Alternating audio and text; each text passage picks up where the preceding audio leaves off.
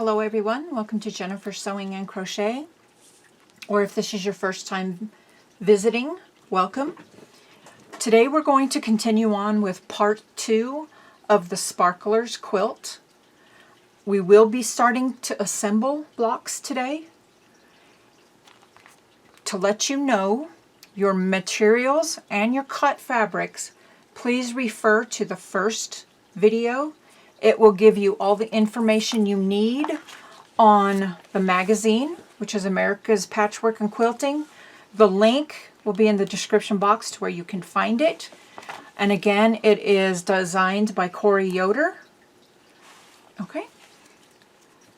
And at the end of the video, it will have some close-up photos of the fabric and for the yardage or the fat quarters that you will need. Also, it will have a close-up of your directions to cut your fabric, the amounts and your measurements for all the fabric. The fabric that is listed in the pattern is only for this portion of the quilt, this 41-inch quilt. I will be designing a king-size quilt using the block pattern. So if you do follow through the whole entire video series, you will see that I'm going to be making 25 18-inch blocks. My blocks will all be of 5 different black and white fabrics. Okay. I also like to do a cheat sheet because due to the fact that sometimes patterns can get a little confusing, and if you're not using the same colorway that is in the pattern, I do the cheat sheet so I can know that in the pattern, in this case, the green is going to be my fabric A, which is black and white, and then the orange in the diagrams in the patterns will be my white fabric that I'm using. And then the cream, which is the background and parts of the blocks and sashing in the pattern, will be solid black for my blocks. And then the binding, which is coral in the pattern, will be solid black that I will be using. Okay, I just like to keep this handy so I can refer to it and just look at it quickly, and I'll say, okay, so the green is my pattern A, okay, or my fabric A. Okay, so we are going to go ahead and start with the pieces that you will need to assemble. Okay, so for step 1, you're going to gather all your pieces from one pair of prints. So these are my pieces for that. Those pieces are, you have 4 3.5-inch squares. You have 8 2 and 3.5-inch 2 by 3.5-inch rectangles. Okay, and then you are going to have 12 2-inch squares. So you're going to, for step 1, you're going to gather all your fabric.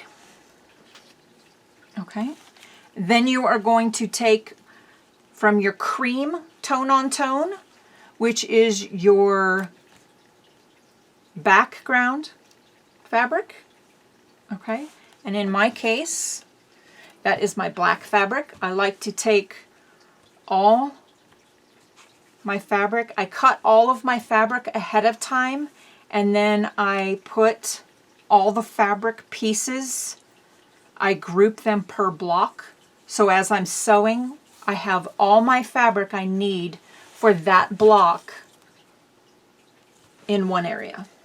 Okay, so what you're going to do is you are going to, from your cream, which will be your background and your sashing and so on, you are going to gather 4 3.5 by 6.5 inch rectangle pieces, which are these here. Then you are going to gather your 8 2.5 by 3.5 inch rectangles, and that's there. Then you're going to have 4 2 3/8 inch squares, and then you will have 40 2-inch squares. Okay. And then I will also gather my white fabric, my other fabrics, and set that aside. But in this step, we do not need those fabrics yet. So, the piece that we will be making is going to be this portion of the block right here. And that looks like this. This finishes to a 5-inch square. I have not pressed these yet, so they're not perfectly laying. But this is what the piece will look like when we complete it. I do like to chain piece all 4 units, and that is what I did with these. That way I am not constantly just grabbing a piece, sewing, constantly grabbing another piece, sewing. I like to put them all in the group that I need. So in this instance, you are going to gather from your print, you're going to gather 3 2-inch squares. Okay, let me move this aside a little. You're going to gather 3 2-inch squares. Okay. Then you are going to take your, okay, hang on, 3 2-inch squares. Then you are going to take 2 cream colored, or the background fabric, which is black in my case, 2 3.5 inch rectangles, and you're going to lay one to the right of 1 inch of one of the 2-inch. Then you're going to take the next one and lay it at the bottom, like so. Then you're going to take 2 2-inch and lay them out. And like I said, what I like to do is I like to lay all of these out. So give me just a moment. I will get that geared up and we will start assembling. Okay, so we have all of our pieces laid out. I like to lay them out this way, and I will take one portion and sew them, take the next portion of the next block and sew them, take this portion again and sew them, and for the last block, take those and sew them. So those will be all chain pieced in one section. Then I will take the next one, the next ones, and again the next, and for the final block do the same until I complete all of my pieces. I like to chain piece because that way I'm not constantly cutting threads, and I lay them out so I know exactly the way they need to be sewn. Okay? And in the magazine, in the pattern itself, it will show you, okay, exactly which way to press your seams when you do iron them. The arrow will show you which way. So this is very important so that when you assemble these, your seams will lay nice and flat. Okay, but for now we're just going to start chain piecing the units. So I'll be doing the first row of each block, then we'll continue on to the second, and then the third. Okay, so I'll take these and do them all, then these and do them all, and then the next ones and do them all. Okay, it'll make sense once we get moving a little along a little more. Okay, give me just a moment. I will set the camera up in front of the machine and we will get right to it. Okay, so we're going to start assembling our pieces. And what you're going to want to do is to make your pieces a little more accurate. You can use a 1/4 inch sewing foot. This is a typical 1/4 inch sewing foot that will come with your machine. At least most machines come with it.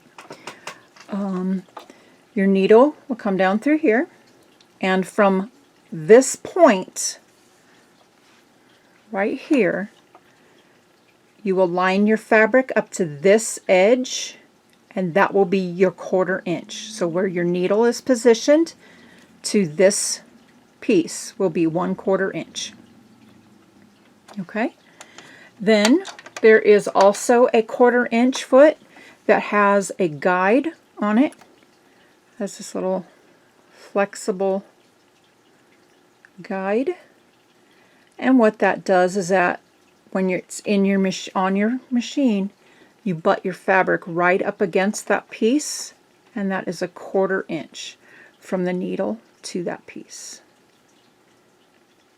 Okay, and you can either with a ruler, let me see, this one might be a little easier for you to see.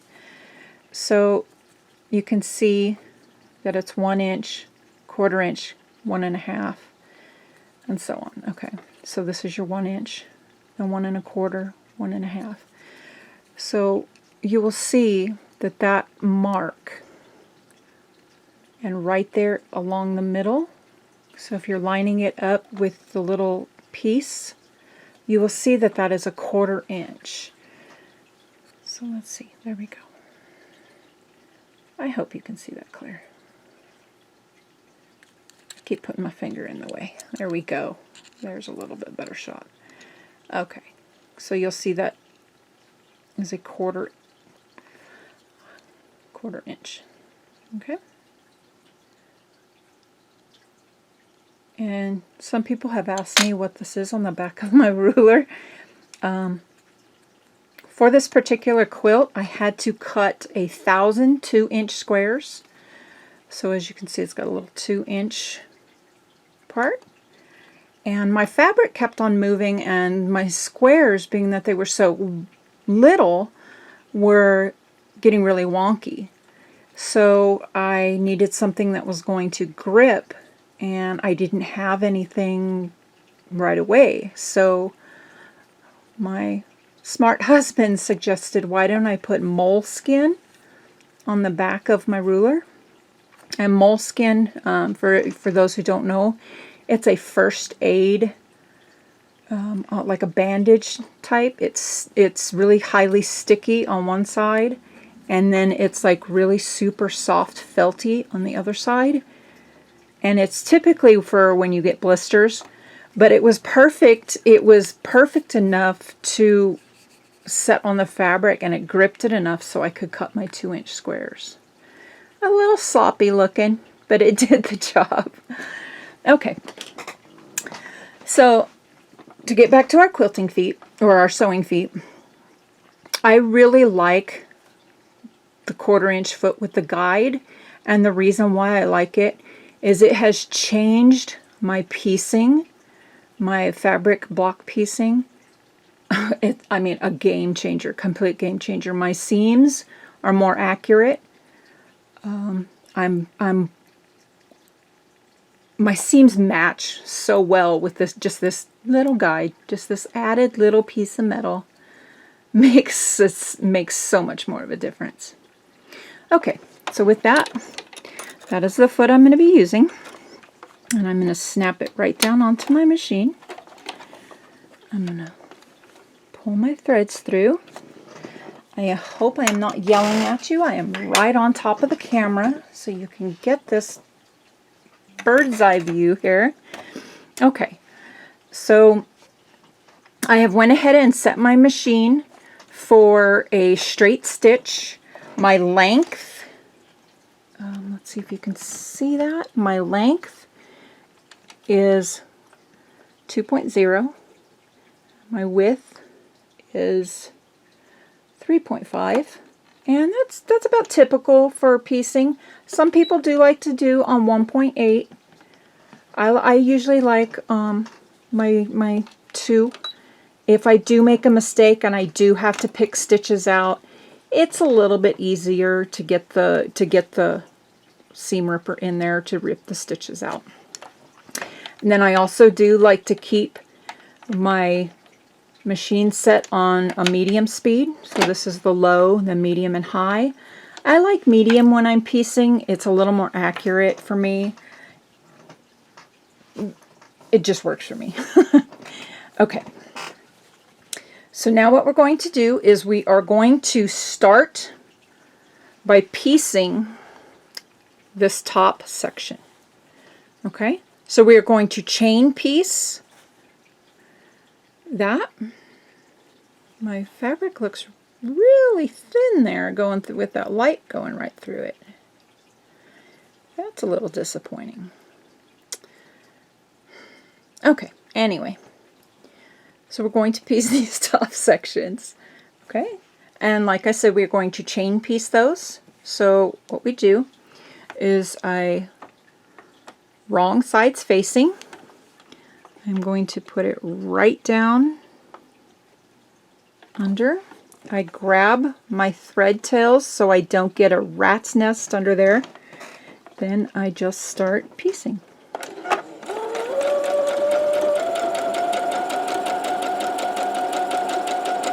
And there's one, and I don't cut my thread, I keep it together. And that's where your chain piecing comes in. It saves thread.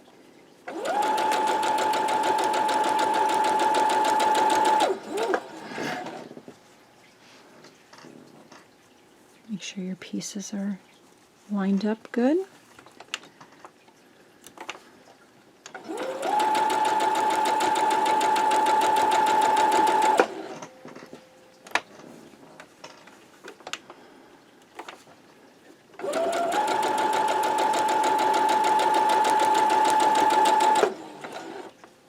I raise my needle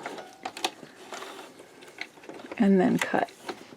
And there are your chain pieced first. Okay? And when you open it up, you will see that that is the top portion of the block. Okay? So you can either cut them apart now, or you can finish piecing all of your pieces. I'm going to go ahead and just clip those.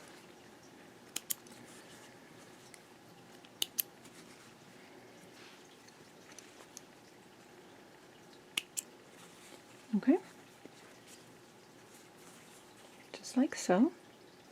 Then we are going to, I take all these, and I know that these are the top portions of the block, so I'm going to just open them and give them, put them all in a little stack. Oops. And just set those all aside. Okay, so I set those aside, and then I move on to the center portion. Okay, so these are going to require an extra step. So you're going to want to assemble 2 block pieces first. These are your 2-inch squares. So you're going to take a black and a mixed color, and we're going to assemble those first. Give me just a minute and group those all up. Okay, so I have them all together with a black and a black and white. Wrong sides facing again. And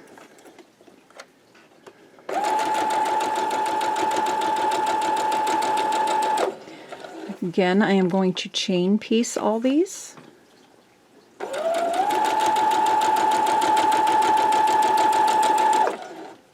And you can see I'm putting that right up against that, the edge of the fabric, right up against that little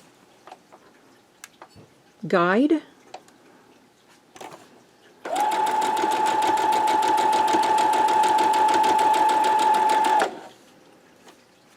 I ordered my 1/4" foot off of Amazon. I believe it was under $5.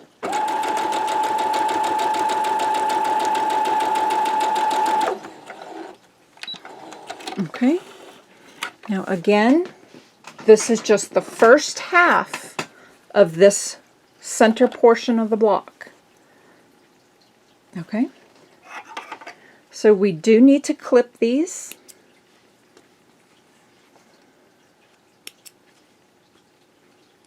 And then what you're going to do is clip that long one. You're going to open it, and you will see that the colored square is in the center. Okay, so you're going to take your piece that you just did, open it so that will be on the inside. Then you're going to take your next solid 2" square, put it right up.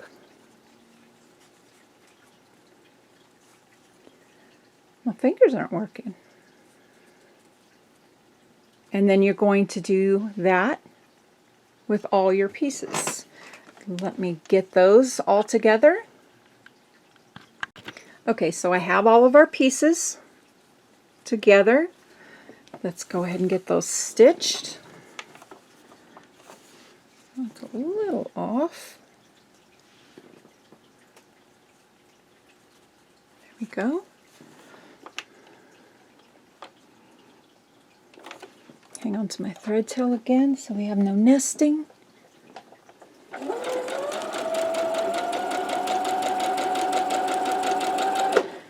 And then your next piece, make sure it's wrong side's facing again. And some people say a solid fabric does not have a wrong side and a right side, but there is a little trick to it. Cut 2 pieces of fabric, lay them out, one that you know is the top and one that you know is the bottom. Take a flash photo of it and then either view it on your camera or on your computer screen, and you will see that some fabrics definitely do have a wrong side and a wrong front side and a back side.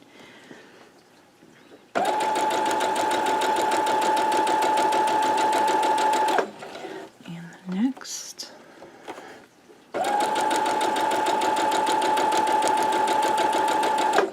and your final piece.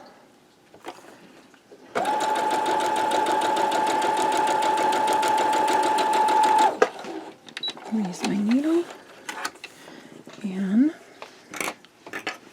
clip your threads. Sorry, I keep getting out of shot there. Okay, so there is our center portion. Okay, we have all those complete.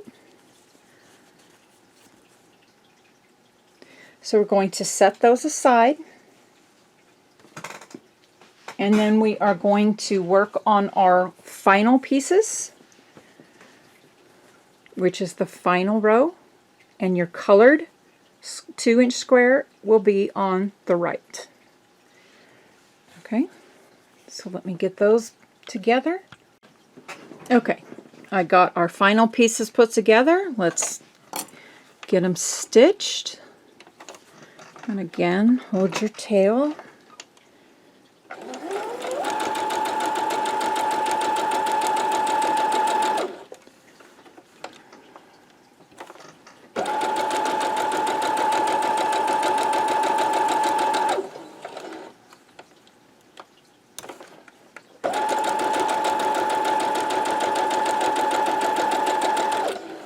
Sometimes you won't even have to pick your foot up. You can just stick it right under. I like to pick it up and put it under a little bit more just so I don't get a little pucker.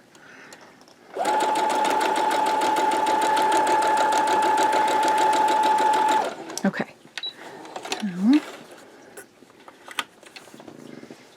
Clip our threads again to separate our pieces. And now you can tell that that one was a little off, but that's okay. We can fix that when we assemble the rest of it. And your colored squares on the right. Now, some people will jump right in and connect all these pieces together. Okay? You don't want to do that. To get an accurate block, what you want to do is in the magazine or in your pattern, it is going to show you which way to press your seams. This is very important. Okay? Let me take you over to the ironing and I will show you how you press your seams. Okay, so now you're going to press your seams, and the reason why you press your seams again is to get accurate quilt block sizes. Okay, and if you can see, your seams are all in different directions, and what that does is that when you're doing your final quilting, it reduces bulk, so less fabric and seams to stitch over. Plus it also just gives it a nice neat look. So I like to lay a block to the side just for reference. Then I lay out my pieces. Okay, so this is going to be the top, the bottom, and then our middle pieces. They kind of look like funny little wings. And lay them out. My iron is heating up. I like to press on a small wool pressing mat. Another thing, I just recently got this wool pressing mat, and let me tell you, if you're using a regular ironing board to press your seams, that's fine, not a problem. But I didn't think there would be much of a difference. When I got this wool pressing mat and I was just goofing around and I pressed my first seams on it, oh my gosh, my seams are nice and crisp. Amazing. Okay, so my iron is just about ready and hot. You're going to want to set your iron to the wool setting. I do not steam. I do not use steam on my blocks because it will distort them. Okay, so in the magazine, it will show you an arrow, and that is the direction that you press your seam. And to do that, we're going to take your first piece, and you will see the seam. So what you want to do first is you're going to lay your block and you're going to just first press it. And what that does is it kind of like sets the stitch. Do you have to do that? Some people say it sets it, some people don't. It's preference again. There are no hard, strict rules in quilting. Okay? You don't have to follow the way I do it. Do it the way it's easier for you. Okay, so I pressed my seam from this side. If I was to do it this way, it would be incorrect. My seam on the back would be facing this way. Okay, that would be wrong. Because like it showed in the magazine, you want your seam to be pressed to the left. Okay, so the way to do that is put that on the top, press your seam, open it, and just press.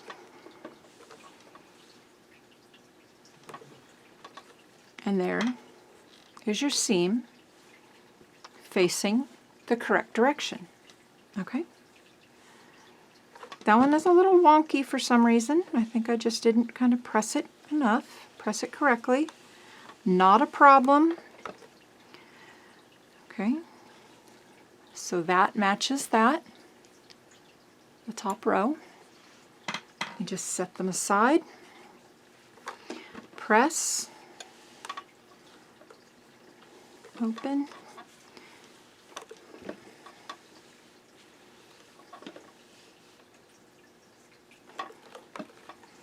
And for some reason my thing looks a little wonky.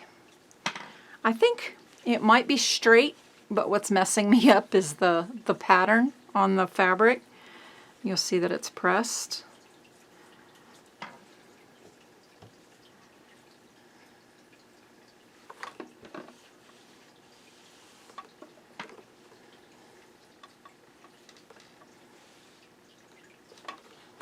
Okay. Then you're going to do this for all your pieces.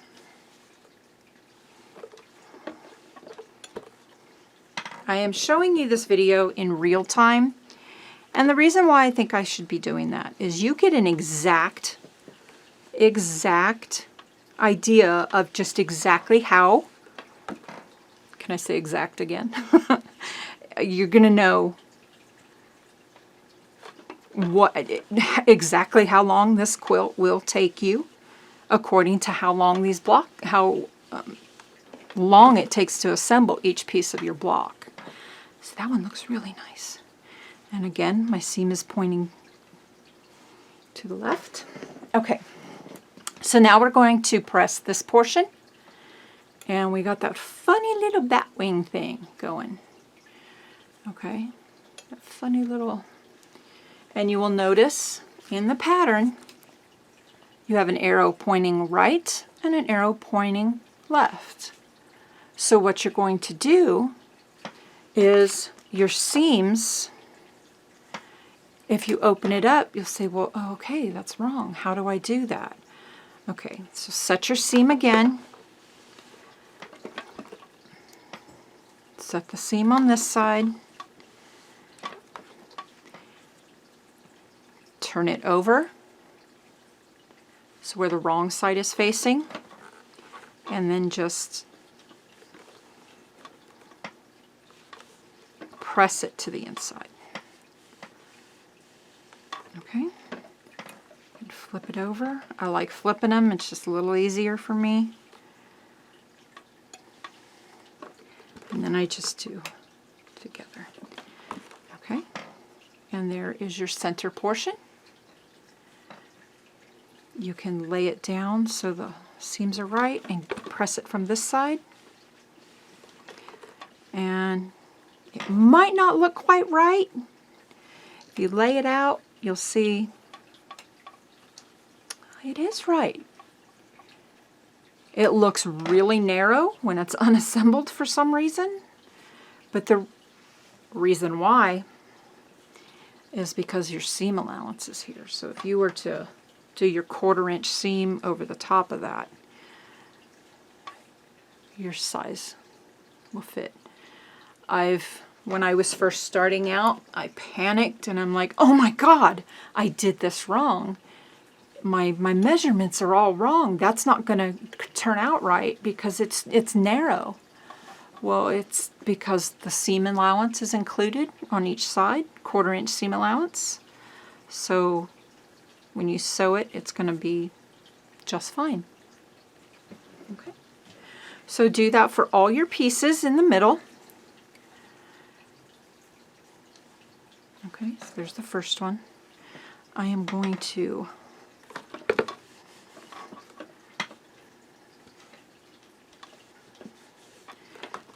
flip it over.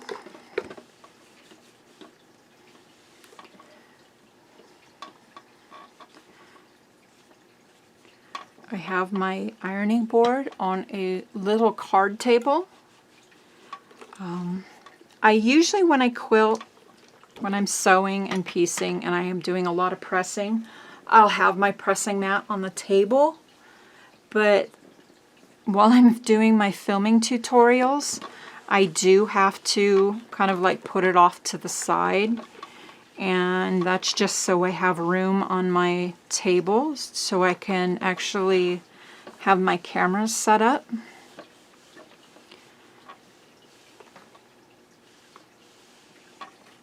I hope I am not out of frame. I have a really bad habit of doing that, and I need to work on that. If you guys have any good ideas on how to do that, please leave a suggestion down below in the comment box. Oops. And you'll notice I kind of messed that up just a little, so just kind of press it back over. Some people say like this isn't good because you're going to distort your blocks. Do what works for you. How I do it works for me.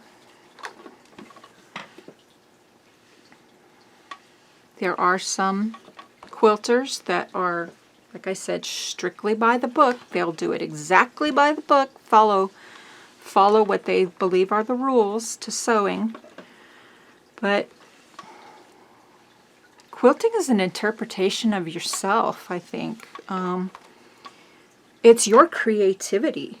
It's your work. I believe it's the Amish. They believe in keeping if you make a mistake, keep it in the quilt, because it means not everybody's perfect. That's the gist anyway. I could be saying that a little wrong, but it's, yeah, they will keep a mistake in the quilt because not everyone's perfect. God's not perfect. We're not perfect. Oh boy. You can imagine comments. Okay, so that is our centerpieces all completely pressed. Okay, so those are all nice and neatly pressed. Okay, I'll set those aside, and then we are going to do our final piece. So I'm going to lay the patterned piece on top again, and you will see that we are again going to press our seam towards the patterned piece. So I'm going to set the seam, and I like sometimes just switching things up. There's that one. Oops. Set my seam. And that would be wrong.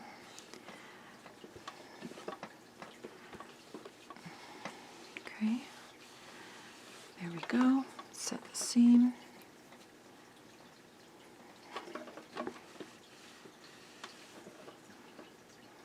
Fold it down.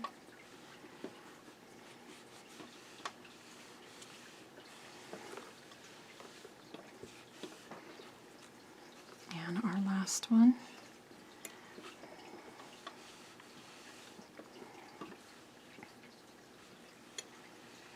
Okay, one thing I forgot to tell you about pressing your seams.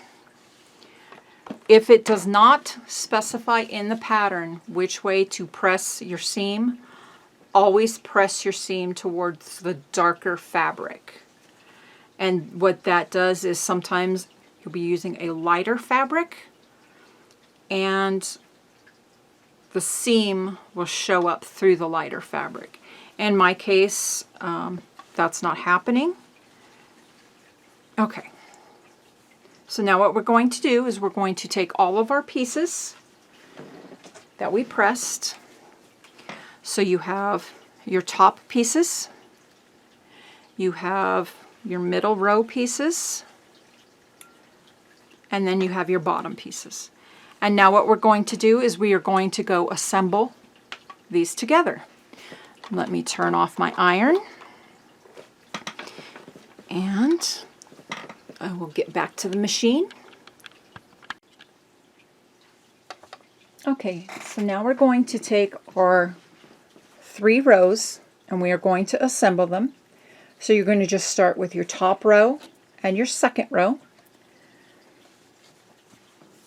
So with your top row, okay, you see that your seam is facing to the left. So you're going to take a piece of your middle row. You're going to take your top, look like this, and you're just going to lay it. And you are going to line up your seams. Okay, and you'll see that one seam is going one way and one seam is going the other way. Okay, make sure that when you put it underneath the needle that the seams are going in the correct direction. I have sewn them in the wrong direction a few times. Not a big deal. It happens to everybody. Okay, so you're going to take your first one, and you want to kind of get this correct so your seams line up. Okay, so take a couple stitches first, and then make sure your ends are together. And I just kind of like play with it a little bit, and then just, and if you're worried about holding that seam down, you can either use a seam ripper to hold it. You can use a pair of sewing tweezers, and you can just hold it down and kind of like guide it under. Or I like to use just a bamboo chopstick, and I'll just kind of like hold it. Make sure you still have it lined up correctly, and my block moved just a little bit. Make sure that you're not, I would have had that messed up, so that seam. Sometimes this part of your machine, the plate for where your bobbin is, can flip your seam. So again, I'm going to make sure that's okay. Make sure my block is lined up. And just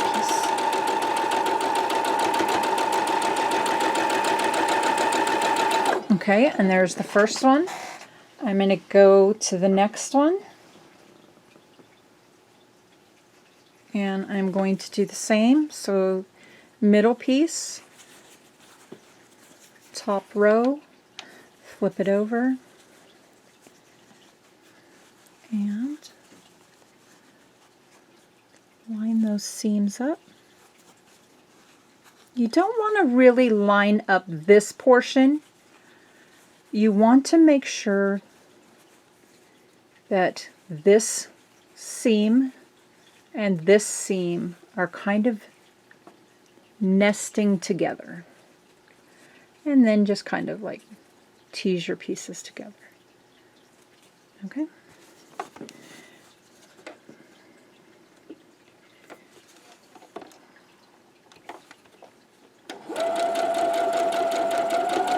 Make sure again that this one is laying correctly. That one needs to lay correctly. Now make sure your pieces are okay.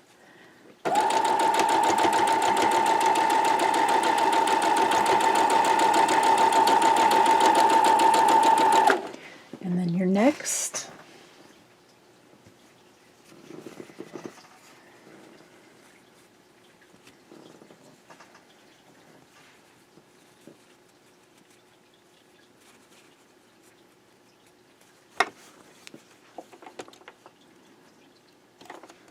Under the needle, take a few stitches, line it up.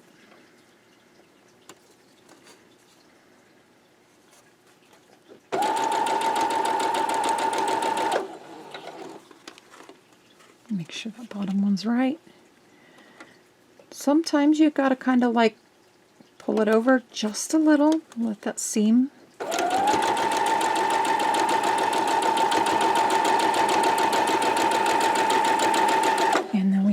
one more. Line it up. You can clip those threads. I like to clip them so they don't get caught up underneath and cause a rat's nest up underneath there. Again, nest your seam.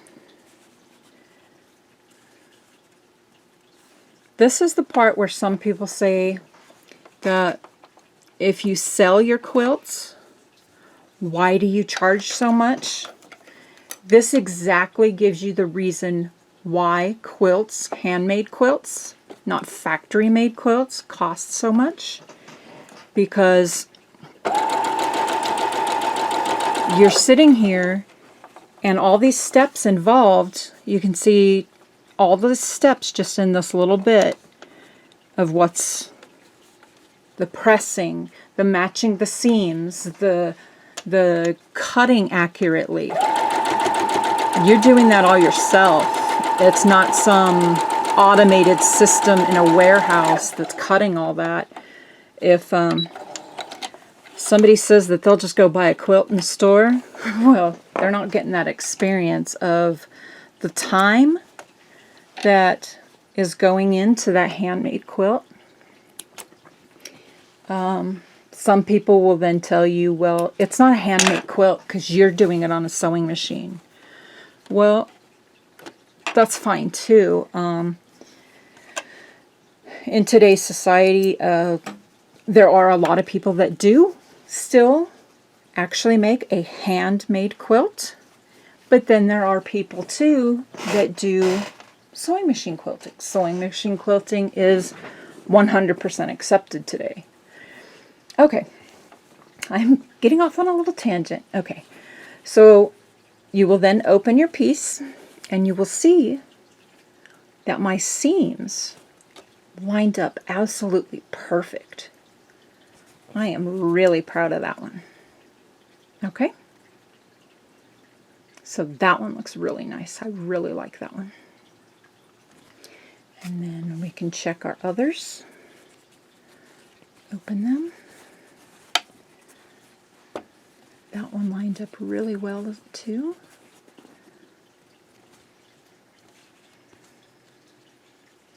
If once in a while you hear this little rumble, okay, that one's good. You'll hear this like little rumble. It sounds like almost like a helicopter back in the distance. That is my little guinea pig in the background. He is rumbling at me because he wants attention, and I'm not giving it to him. So he gets a little upset. Okay, so all of my seams matched perfectly, and my corners are just amazing. And part of that is because I pressed them, and I made sure that my seams matched up before sewing. So now we're going to add our last portion, or the last bottom row. So you're going to open your block back up, then you're going to take your last part, flip it over, and then just, if you're left-handed or right-handed, just whatever, just so you know that your pieces are one on here and one on the opposite corner. Okay. So again, we're going to line up all our pieces.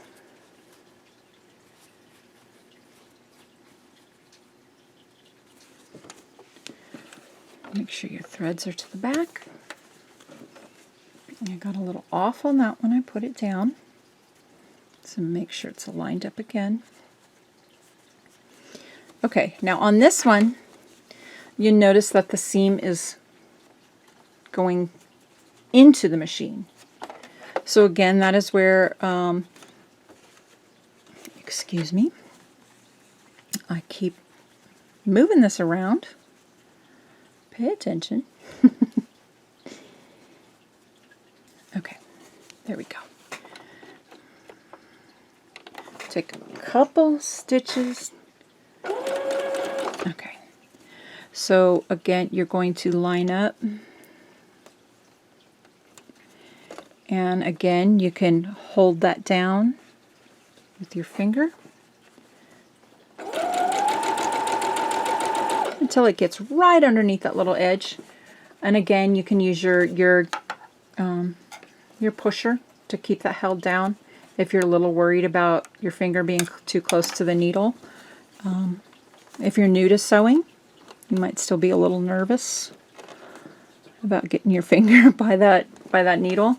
Trust me, I have gotten my finger too close to that needle, and I have sewn right up the edge of my thumb. Ooh, my nails look awful. I've sewn that right up against the edge of my thumb and broke the needle. Very painful. So if you do want to use a pusher, not a problem. Some people, every seam they sew, they use that pusher. Again, you will develop your own technique. Okay, we are going to continue chain piecing these.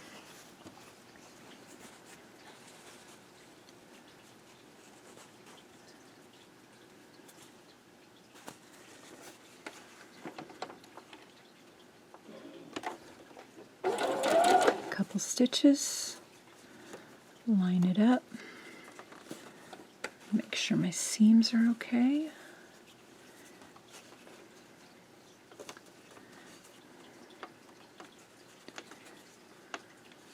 And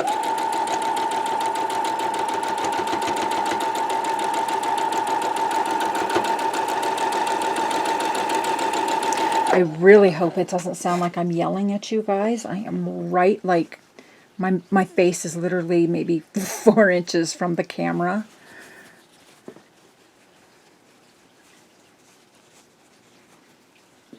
Okay, next seam.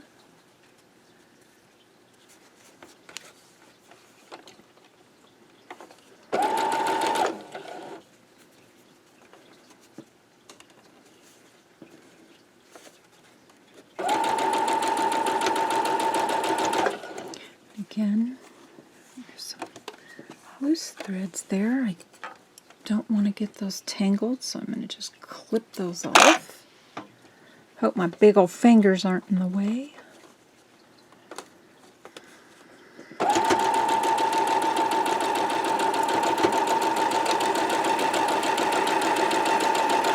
Okay, and we are now at our last piece.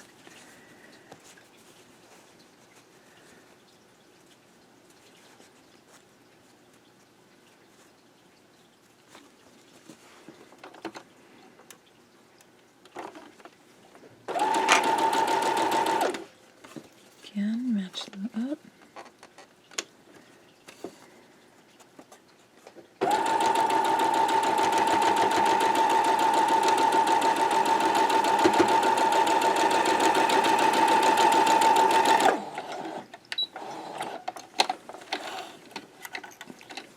Last one, then you are going to cut them apart.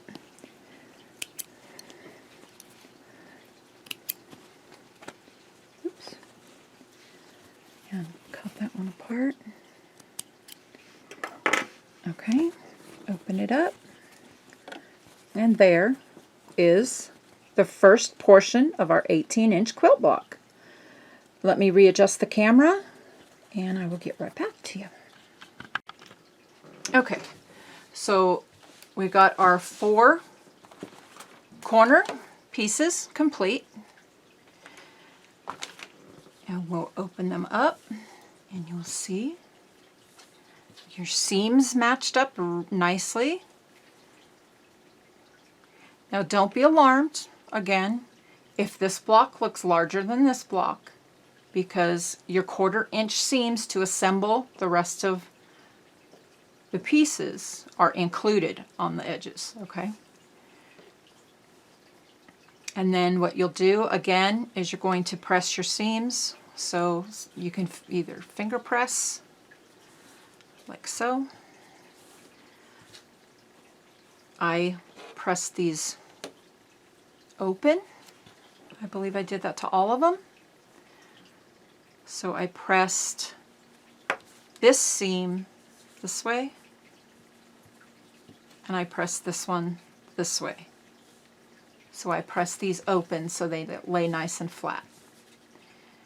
Okay, so that is our first portion of our 18-inch block. In our next video, we are going to be assembling our diamond points. So we will have our next fabric coming in along with the solid black. Okay. And let me show you on the block. This is the portion we did today. And on our next video, I will show you how to make your diamond points. Your 3.5-inch diamonds. Okay? Please stay tuned for the next video. I know each video is going to be long. That's why they will be broken up into parts. Thank you for sticking with me and watching the video. If you have any comments, please leave a comment down below. If there's something that you would like me to make in the future, again, leave that down below in the comment box. There also will be a link included in each video where you could get the pattern. Also, like and subscribe to my videos. I really enjoy doing this for you all. Please, let's just keep on going. We'll see you next time. Bye-bye.